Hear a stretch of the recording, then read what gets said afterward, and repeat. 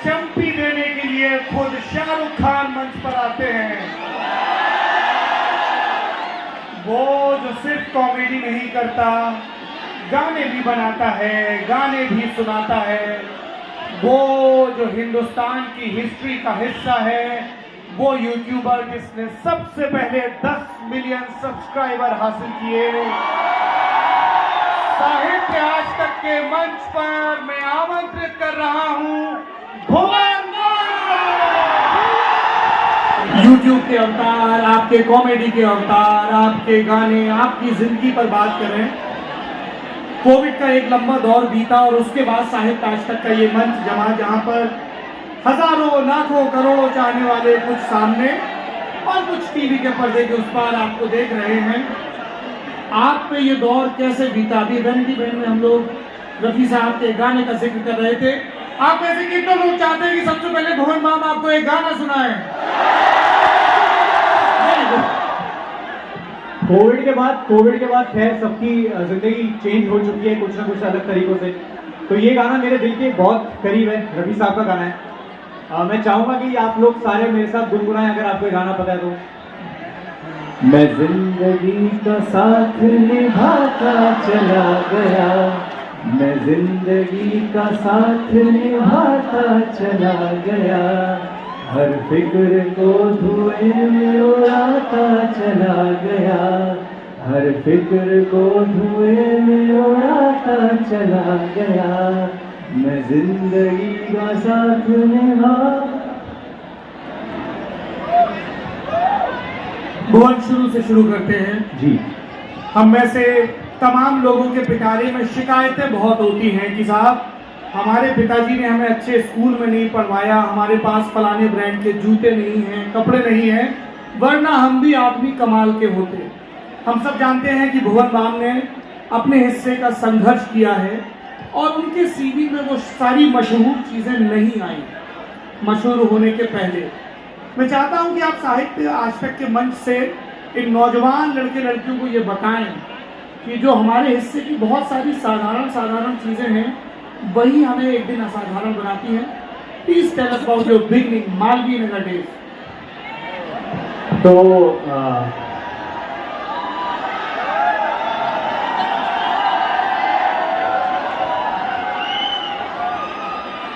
तो ऐसा है, पहले तो सबको बहुत बहुत आई लव यू है। और दूसरी बात ये है कि अभी हम थोड़ी देर के लिए इधर हैं, फिर हम लोग चले जाएंगे, हालांकि आएंगे वापस, लेकिन अभी के थोड़े चले जाएंगे। तो अगर सब लोग बात सुन लें बढ़िया तो ठीक है, वरना फिर क्या ही बोलें।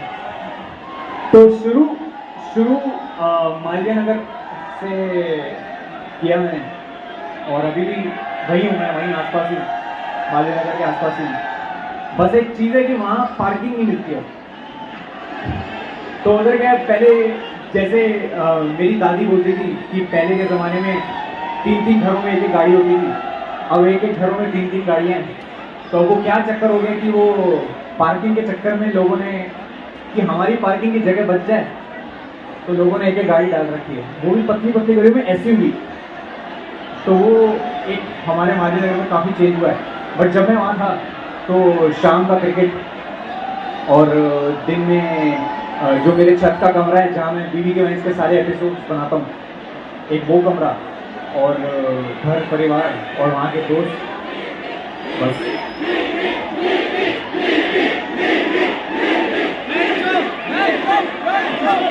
बीवी को ठीक है, आगे की बात तो सुन लो। ये ब्लैक जैकेट वाली दीदी का तो हो गया आज का दिन, अब आप अमर हो गए, बस बैठो, बहुत बढ़िया, शाबाश। हमने देखा है कि ज्यादातर एंटरटेनर्स मशहूर होने के बाद मुंबई मूव कर जाते हैं, पर आपके केस में ऐसा नहीं हुआ। इसकी वजह क्या है? यार मुंबई में 100 चीजें होंगी, लेकिन दिल्ली में दिल है। वहाँ जाता हूँ मैं, वहाँ मैं काम करता हूँ और मैं वापस आ जाता हूँ, क्योंकि घर इधर, सब कुछ चलेगा, पूरी दुनिया घूम लो आप, और घूम फिर के जब दिल्ली लैंड करते हो आप, तो जो भीनी पॉल्यूशन की खुशबू है, वही दिल है मेरा, उधर ही दिल है मेरा। और जब आप मुंबई जाते हैं तो तमाम हस्तियों से मिलते हैं जी। सबसे पहले कौन से स्टार्स होते हैं जिसको टीवी पर देखा था और यार अभी सामने दिख रहा है तो रिलेट करना है? मैं सबसे पहले मिला था उनसे रफी शेरगी जी से। मैं किसी म्यूजिक शो में था तो वहाँ पे थे वो, तो मेरा पहला एक्सपीरियंस वो था। फिर उसके बाद मैंने एक नया, क्या बोलते हैं उसको, एक नया फॉर्मेट शुरू किया टीटू टॉक्स के नाम का। तो वो टीटू टॉक्स में मुझे मौका मिला, पहला ही इंटरव्यू, मतलब ऐसा कैरेक्टर, टीटू मामा ऐसा कैरेक्टर जो मैंने करना शुरू भी नहीं किया ढंग से। और फिर मुझे अचानक पता चला कि ज़ीरो फिल्म की, शायद ज़ीरो फिल्म का प्रमोशन है और उन्होंने बोला कि ऐसा ऐसा है। तो मैंने बोला कि टीटू मामा के अराउंड एक फॉर्मेट करते हैं शुरू, जिसमें टीटू मामा सेलिब्रिटीज़ का इंटरव्यू लेते हैं। और उसमें लकीली शाहरुख सर अग्री जी, तो ही मतलब उन्होंने अग्री किया करने के लिए और वो हो गया। वो मुझे पता है और नहीं भी पता कि कैसे हुआ, पर वो मेरी जीवन का सबसे बड़ा मोमेंट था। ऐसे जब आप शाहरुख खान से मिले तो आपने बोला सर देखता है? हाँ, मतलब आदमी छूटते ही क्या बोले, मैं छूटते ही उनको बोला कि सर समझ नहीं आ रहा कैसे करूँ, क्योंकि ये मैं पहली बार कर रहा हूँ ऐसा कुछ। तो उन्होंने बोला हाँ कुछ नहीं बताया, कुछ नहीं। तो हम बात कर रहे थे, तो कह रहे कहाँ रहता है तू? मालवीय नगर में। मैंने कहा मैं मार्केट के पास रहता हूँ। कह रहे गोल चक्कर के पास। तो मैंने कहा बाप रे, मैं इस आदमी ने गोल चक्कर देखा है मालवीय नगर का।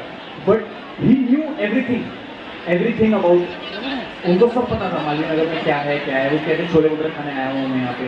तो मतलब उन्होंने जितना वार्म फील करवाया उधर, मतलब बहुत कम देखा यार मैं सही में बता नहीं सकता।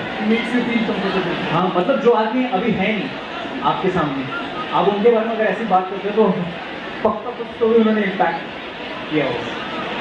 पर इतना इम्पैक्ट था कि कट हो गया, फिर भी तुम चंपी कराने में लगे हुए थे।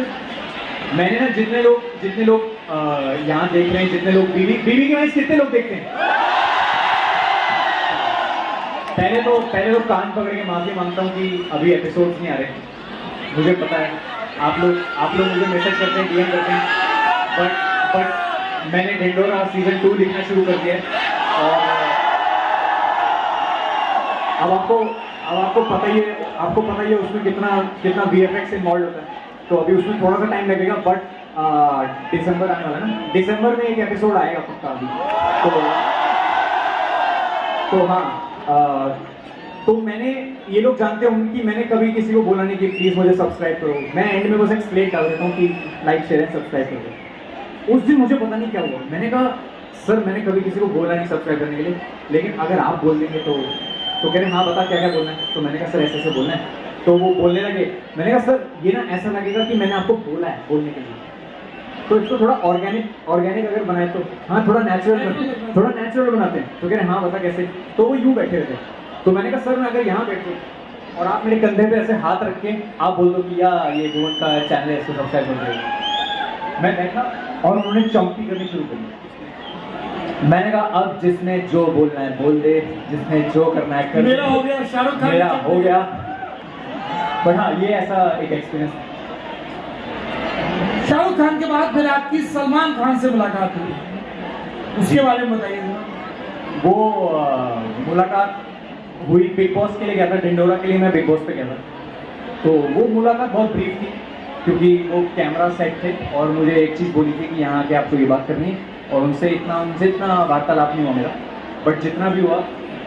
ऐसे लोग बोलते हैं सलमान खान मिलते हैं तो वो थोड़ा बॉडी की टिप्स देते हैं, कई बार ब्रेसलेट भी उतार के देते हैं, ऐसा कुछ होता है क्या?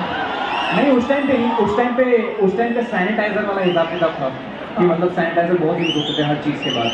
तो मैंने जाके हैंडशेक किया और सब कुछ हुआ। तो फिर हम दोनों ने सैनिटाइज़र यूज़ किया। फिर उसके बाद उनका ओवर टाइम चल रहा था काफ़ी, क्योंकि बहुत देर से शूट कर रहे थे वो।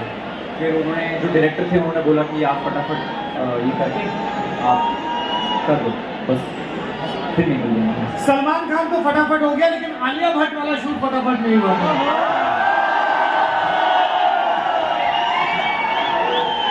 आप लोगों को पसंद है आलिया भट्ट की भी अच्छी है?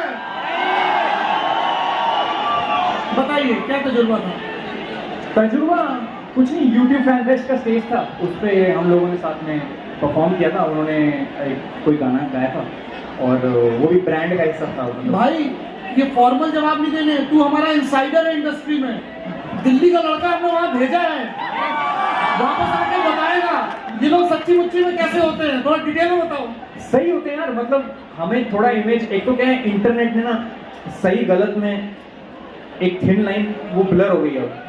अब मैं कुछ भी बोल दूं लोग मान जाएंगे, कोई कुछ भी बोल दे लोग मान जाएंगे, तो वैसा हो गया इंटरनेट। जब आप इनसे सामने से मिलो तो बिल्कुल ही हमारी तरह ही है, इनकी हमारी जैसी प्रॉब्लम्स हैं, बट थोड़ी रईसों वाली प्रॉब्लम्स हैं।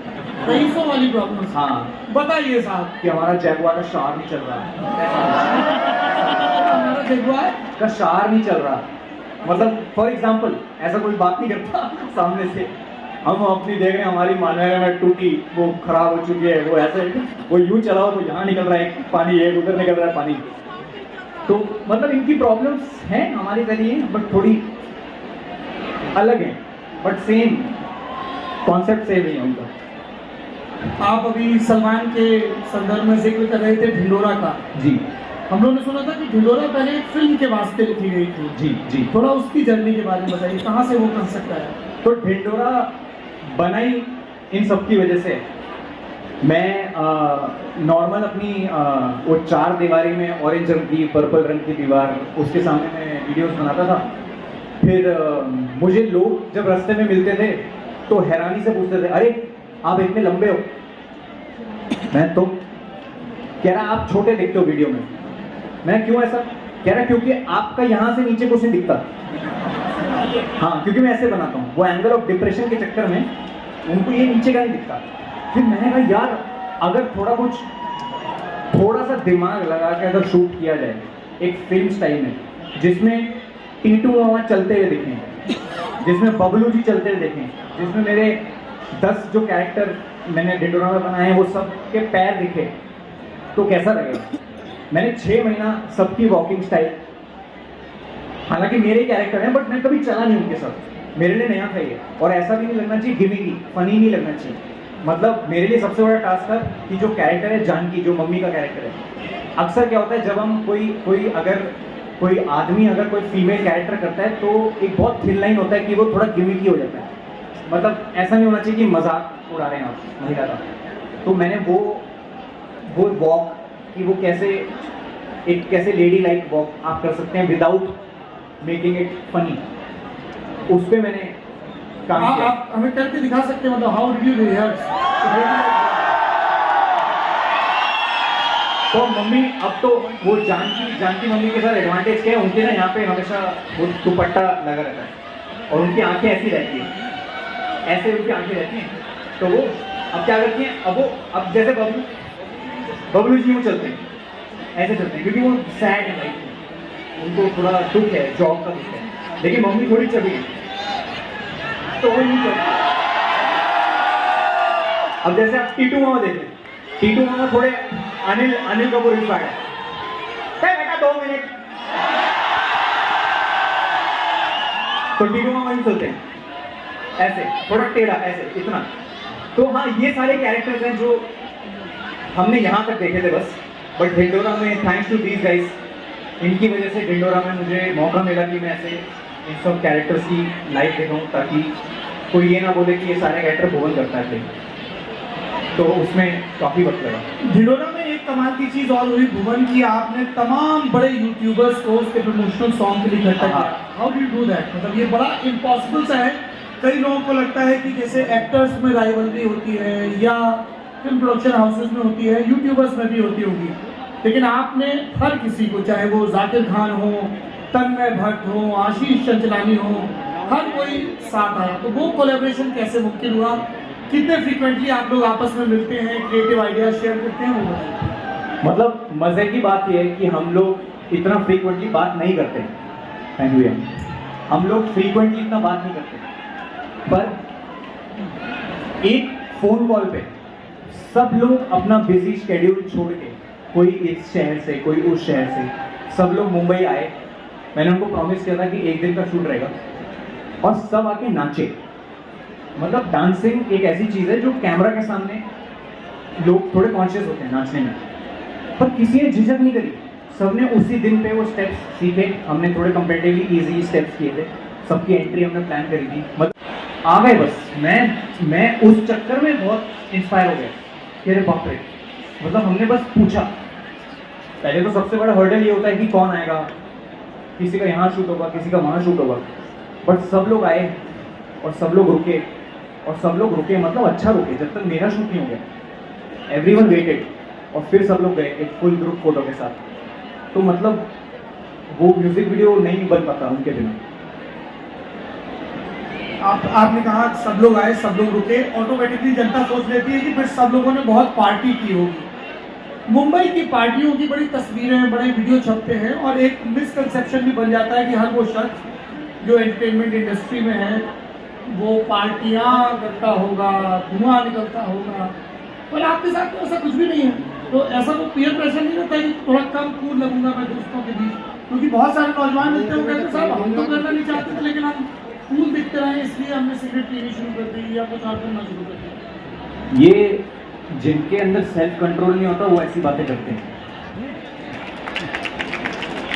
मतलब आप हमेशा से करना चाहते थे, आपने किसी वजह से नहीं किया, अब आपको किसी ने हल्का सा तो आपने कहा चलो कर लेते हैं, फिर बोलते हैं कि उन्होंने फोर्स किया। ऐसा कुछ नहीं होता। मेरे आसपास सिर्फ शराबी बैठते हैं, सिर्फ शराबी। शराब शराब शराब शराब, रसना की बोतल, शराब शराब शराब, माजा की बोतल। तो इट्स अप टू यू, आपके ऊपर है कि आप क्या करना चाहते हैं। मतलब मैं तो इसलिए ये सब नहीं करता क्योंकि मैंने अपने घर में देखा हुआ है। क्या देखा? फादर साहब और मतलब फैमिली में बहुत लोग देखे हैं मैंने, तो मैं तो इन चीज़ों से मन बना के दूर रहता हूँ। अब मुंबई जाके अगर आप सोच रहे हैं कि यहाँ मैं ये कर लेता हूँ, यहाँ मैं ये कर लेता हूँ, फिर आप ऐसा नहीं है आप मत करो, आपको अगर करना है आप करो, पर आप उस शहर को, आप वहाँ के लोगों को, आप वहाँ की जो क्या बोलते हैं उसको, वाइसेस को क्या बोलते हैं हिंदी में, कि वाइसेस की मतलब ऐप, इतने ऐप हो जाते हैं वहाँ जाके कि आपको पता है आप वहाँ खुले सांड हो, वहाँ कोई आपको रोकने नहीं वाला। घर वाले तो यहाँ है सारे, आप वहाँ अकेले हो, तो आपको लगता है हाँ आज मैं कर लेता हूँ, ठीक है। फिर धीरे धीरे ना आप कंज्यूम करने लगते हो बहुत ज़्यादा, और शायद इसी वजह से एक ऐसा इमेज बना हुआ उस शहर का। वरना वहाँ है लोग जो नहीं करते ये सब, जो जाते हैं पार्टीज में जाते हैं 9, 9:30, 10 बजे वापस आ जाते हैं। ऐसी जनता भी है वहाँ पर हालांकि सोशल मीडिया जैसे मैंने बोला जो बाहर आती हैं चीज़ें वो नहीं की आती जो 12 बजे के बाद तक। मोहन, आप परिवार का जिक्र कर रहे हैं, हम सब जानते हैं आप परिवार के बहुत क्लोज हैं। रिश्तेदारों के कैसे रिएक्शंस आते हैं जब आप इनके ऊपर ये सारे कैरेक्टर्स डेवलप करते हैं? अरे यार, एक जो ये टीटू मामा का कैरेक्टर है ये मेरे रियल मामा है, मतलब मेरे सच्ची, मेरे रियल हूबहू मेरे असली मामा, दिखते भी सेम है। तो वही मेरे मामा, उनका नाम नहीं लूँगा मैं, मतलब वो वरना फेसबुक पे ऐसे देखूँ। उन्होंने वो आए थे यूट्यूब फैन फेस्ट मुंबई, तो मेरे ना दोस्त खड़े थे बैक स्टेज, तो मैं मामा से बात कर रहा था तो मामा कुछ बोल रहे थे, उनको पता नहीं था मेरे मामा है। मेरे पास आए, अबे ये आदमी फुल टीटू मामा की एक्टिंग करता है यार। मैं भाई एक्टिंग नहीं कर रहा, वही है, वही टीटू मामा है, वही टीटू मामा है। तो मैंने जब टीटू मामा का कैरेक्टर बनाया था तो मैंने उनको बताया नहीं, क्योंकि मुझे लगा कि अगर लोगों ने देखा पसंद किया तो शायद उनको समझ आएगा मामा को कि मैंने उनकी नकल की है। मैंने एपिसोड निकाला टीटू मामा का, फर्स्ट एपिसोड जिसमें मामा एज अ कैरेक्टर इंट्रोड्यूस होता है। मामा का फोन आया, अगर आप जिन्होंने नहीं देखा है हाँ उनको थोड़ा सा इंट्रोड्यूस भी कर दें। तो टीटू मामा, जिन्होंने नहीं देखा तो जिन्होंने नहीं देखा है मैं उनको जरा सा एक सार दे दूं कि टीटू मामा भारत में किसी भी मामा की तरह उसको लगता है कि मेरा भांजा सबसे बेस्ट है, बाकी सब बेकार है। तो ऐसा है वो टीटू मामा, और मैंने कैरेक्टर किया था टीटू मामा का, और पहला एपिसोड था और हो गया कैरेक्टर। मामा का कॉल आ गया मेरे को शाम को, मैं हाँ मामा, है बेटा ये मैं हूँ। मैंने कहा कौन? ये टीटू। मैं हाँ आप ही हो। अरे क्या मस्त किया बेटा, एक काम कर, मैं तेरे को और भी किससे बताता हूँ वो सारे पेल ले। फिर हर महीने मामा का कुछ ना कुछ किस्सा होता था। मामा रहते बड़ौदा में, तो कुछ मैं बड़ौदा में पैदा हुआ, तो कुछ किस्सा मामा का आता था, तो वहाँ से वो व्हाट्सएप पे लिख के भेजते थे कि बेटा आज ऐसा हुआ, आज इसको इसमें इनकॉर्पोरेट कर दे, ये कर दे, वो कर दे। बट हाँ ऐसे कैरेक्टर्स आते हैं। बाकी सारे कैरेक्टर जितने भी हैं, जैसे दोस्त हैं, समीर है, बनछोड़ दास है, ये सारे कैरेक्टर्स आपके तरह मेरी तरह हैं। नहीं, दो तीन दोस्त हैं और ये आपस में दोस्तों की तरह हैं। बाकी बबलू जी और जानकी फिक्शनल हैं, और बाकी जितने भी कैरेक्टर हैं वो सारे मेट्रो में देखे हुए मैंने, ट्रैफिक सिग्नल में देखे हुए हैं, मार्केट्स में देखे हैं, मॉल्स में देखे हैं। तो क्या है, सारा ऑब्जर्वेशन का खेल है। मतलब मैं यहाँ से 2 लोगों का ट्रेट उठाऊंगा, मैं यहाँ से 2 लोगों का ट्रेट उठाऊंगा, उधर से 2 लोगों का ट्रेट उठा के मिक्स करके कैरेक्टर बन जाएगा। और ऑलवेज मतलब ऐसा नहीं है कि हर बार कैरेक्टर अच्छा होता है। कई बार आपको लगता है नहीं मज़ा नहीं आएगा, मज़ा नहीं आएगा, आपको खुद पता होता है कि इसमें मज़ा नहीं आएगा, बट ऑब्जर्वेशन का ही है सारा गेम। मामा का किरदार बनाया, मम्मी की क्या रिएक्शन थी? बहुत खुश, बहुत खुश, कहती बिल्कुल एग्जैक्ट कॉपी किया है। मैंने हाँ ऐसी यही है, मैंने क्योंकि उनसे बेहतर कौन जानता। कहती बिल्कुल ही, मैंने और ट्रेड्स बताना, तो कहती जब वो मुस्कुराता है ना तो आँखें एकदम ऐसी कर लेता है, छोटी ईविल वाली। तो मैंने कहा हाँ ठीक है, ये सारी चीज़ें मैंने कल्मिनेट करके फिर मुझे ढिंढोरा में मौका मिला और उसको और अच्छा बनाने का। तो वही ये लर्निंग प्रोसेस है, मतलब कच्चा कैरेक्टर वो धीरे धीरे पक्का होता जाता है। अब क्या है, अब एक 15 सेकंड में वीडियो बनाना, जो कि आजकल रील्स हैं, टिकटॉक है फॉर एग्जाम्पल, ये भी एक आर्ट है। मतलब मैं घबराता हूँ कि यार 15 सेकंड में किसी को एंटरटेन नहीं कर सकता मुझे। अब क्या, फिल्में भी देखने लगा हूँ मैं, अब सिनेमा भी देखने लगा हूँ मैं, और आसपास जाकिर भैया जैसे लोग हैं जिनसे मैं पूछता हूँ कि मुझे क्या करना चाहिए, क्या करूँ मैं। मतलब लाइफ के कुछ डिसीजन होते हैं जो आप अपने आसपास के लोगों से पूछते हैं, तो उनसे सीख के मुझे अब आदत लग गई कि पहले स्टोरी हो, उसको धीरे बिल्ड करें, कैरेक्टर्स को इन्वॉल्व करें और एक अच्छा सिनेमा टाइप फील हो। 15 सेकंड वाली चीज़ मुझसे होती है। कुडोज टू, मतलब जो लोग बनाते हैं उनको, उनका वो अलग क्राफ्ट है। बट वही है, वो आजकल सोशल मीडिया कुछ खास नहीं है। ऐसा नहीं, सच में मतलब मेरे को पहले बड़ा फील होता था कि सोशल मीडिया में ये हो जाएगा, सोशल मीडिया में वो हो जाएगा, बट अभी इट्स अ क्लस्टर। अब क्या प्लेटफॉर्म है, और आप जितने भी लोग हैं, कौन कौन रील्स बनाता है यहाँ पे, कौन कौन देखता है रील्स? अब कितनी जनता है रील्स देखने वाली? अब अगर इतनी जनता देखने वाली तो बनाने वाले भी तो हैं बहुत। वो बनाने का प्लेटफॉर्म अब मिल चुका है। अब खाली बात इंस्टाग्राम यूट्यूब तक नहीं रही, टिकटॉक है, एक हमारा भी मौज ऐप है, ऐसे बहुत सारे ऐप्स हैं जिन्होंने क्रिएटर्स को, बच्चों को मौका दिया है कि आप इंस्टाग्राम पे नहीं बना पाए कोई बात नहीं, आपको हम ये वाला ऐप देते हैं, आपको हम ये वाला ऐप देते हैं। तो अब अपॉर्चुनिटीज बहुत है हमारे पास।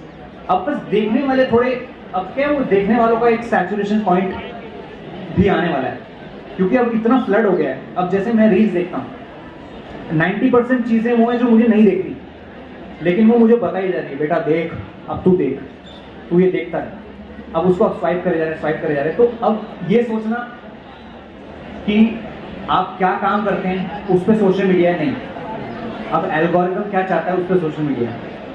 इट्स ऑल एल्गोरिदम, सिर्फ एल्गोरिदम के मोहताज है हम सारे। सोशल मीडिया में ये हुआ है, लोग आपको बहुत चाहते हैं, लोग आपको सब कुछ करते हैं, बट आपको पता है इवेंचुअली जब आप अकेले होंगे तो आप अकेले होंगे। आप इस तरह सोते हैं, आपके खुद के ख्याल होते हैं दिमाग में, वो आप समझे कि वो जो ख्याल हैं आप वो हैं, आप वो नहीं जो आप बाहर बताते हैं सबको कि हाँ मैं ये हूँ, मैं ऐसा करता हूँ, मैं वैसा करता हूँ, आज मेरे पास ये कुछ नहीं है, कुछ भी नहीं है, सब भ्रम है, सब कुछ भ्रम है। मतलब मेरे को थोड़ा सा टाइम लग गया है समझने में, बट अभी 2 साल में बदल दिया बहुत। क्या बदला भुवन भाई? को पता चला कि आप पाकिस्तान में बहुत पॉपुलर हो गए हैं, वो कैसे पता चला? अरे मैंने पहले मुझे पता नहीं था कि YouTube भी कोई चीज़ होती है। मुझे ऐसा लगता था कि YouTube पे बॉलीवुड के ट्रेलर डलते हैं, मूवीज़ के ट्रेलर होते हैं, मतलब म्यूजिक वीडियोस डलती हैं, मैं फेसबुक पे बनाऊंगा। और उस टाइम पे पाकिस्तान में YouTube बैन था, अभी खुला, रिसेंटली खुला है, मतलब 3-4 साल पहले खुला है, तो तब बैन था, तो सब कंटेंट फेसबुक पे देखते थे।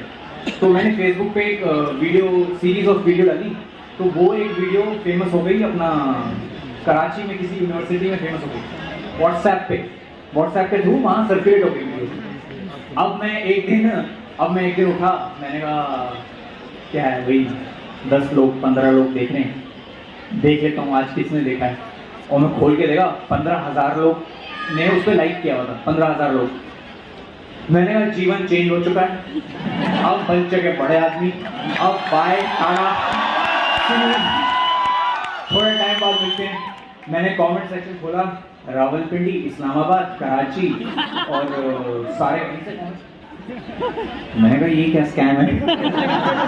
मैंने कहा मेरे को खाना यहाँ है, मुझे कमाना इधर है। मैंने ये कमेंट क्या है, स्कैम। और मैं सबकी इतना वेला, मैं सबकी आईडीज में जाके देख रहा हूँ कि ये रियल प्रोफाइल्स हैं या स्पैम है, और सारे रियल। फिर उनकी अब क्या है, अब आप किसी प्रोफाइल में जाएंगे, मैसेज क्लिक करेंगे तो आपको पता चल जाएगा किसने आपको क्या मैसेज किया है। तो वो मैसेज देखा, मैंने कहा ये तो जेन्युइन मैसेज है। फिर मैंने तब हमारी कोई टीम नहीं होती थी फेसबुक की, तब पता नहीं था क्या होता है, तो मैं पर्सनली पूछता था, हाय आई एम भुवन। वो कह रहे हाँ पता है हमें, तू अपनी आईडी से ही पूछ रहा है हमसे। मैं पूछा hi I am Bhuvan, I am from Delhi, आपने मेरा वीडियो कहाँ देखा, कब देखा। तो मैं पूरा सर्वे करता गया, तो फिर पता चला वहाँ किसी यूनिवर्सिटी में वायरल हो गई। अब मुझे समझ नहीं आया कि मैं करूँ क्या, मैं इसको यहाँ कैसे कन्वर्ट करूँ। मैं मालवीय नगर में था, मैं स्कूटी पे, आई ने बोला ये अपना धनिया तेरा डबल टोन्ड दूध ये सब लेके आ, घूम के चक्कर मार के। तो मैं स्कूटी पे जाता था। अब मैं धनिया वाले के पास बैठा हूँ, एक लड़का आया,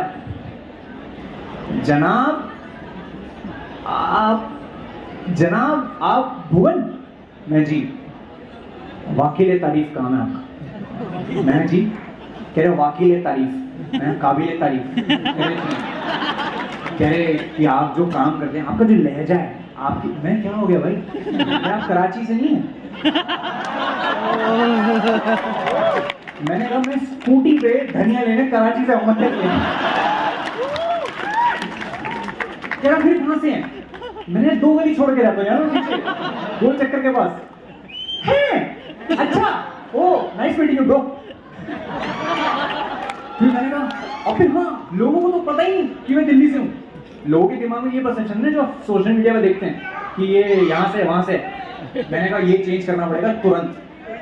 फिर मैंने लाइन से वीडियोस बनानी शुरू करी, उसमें दिल्ली की बातें हैं, उसमें बीच में सरोजनी नगर डाल दिया, पालिका बाजार डाल दिया, ताकि लोगों को पता चले कि मैं दिल्ली से। दिल्ली का तकिया कलाम।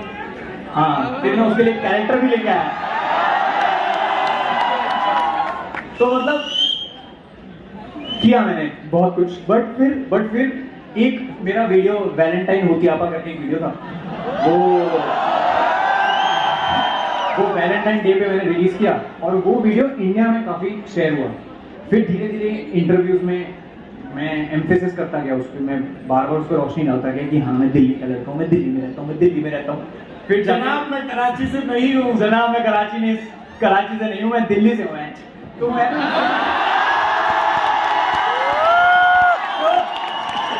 मैंने वो साहित्य आज तक के मंच से आपको ये शुभकामनाएं देते हैं कि आप लगातार कला के क्षेत्र में मुकाम हासिल करें, अपने हिस्से की और दुनिया के हिस्से की कहानियां बयान करते रहें। आखिरी में आप में से कितने लोग चाहते हैं कि भुवन बाम कोई अपना गाना सुनाए? ये मेरा पहला गाना था, और ये गाना मैं आई एम श्योर पता नहीं कितने लोगों ने सुना है गाना। सारे साथ में जाएंगे या थोड़ा बीट देंगे मुझे, ठीक है? 1 2 3 4 1 2 3। आसमां के रंग देख ही रहा मैं, कभी नीला है कभी लाल है, कभी पीला है कभी नारंगी, कभी सतरंगी कभी बैंगनी। बातों बातों में कर बैठे मुलाकातें, तू ही तो है जिसे ढूंढती है मेरी आंखें। देखो कभी दाएं कभी बाएं, कभी पीछे कभी मेरे आगे। तेरी मेरी तेरी ये कहानी है, बातें कुछ अनकही कुछ बतानी है। शाम सवेरे तुझे ढूंढा मैंने, जाने किस किस गली, तेरी मेरी तेरी बातें पुरानी है। Thank you so much.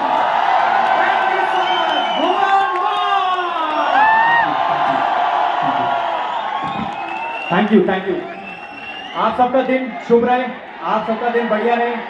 जो 2 व्हीलर पे आए हैं हेलमेट लगा के जाएं, आगे भी पीछे भी, और जो बीच में बैठे हैं वो रिक्शा करके जाएं। गाड़ी में सीट बेल्टें लगाएं और ध्यान से जाएं। आपका घर पे कोई इंतजार कर रहा है, ठीक है? उस हिसाब से जाएं। Thank you so much, I love you.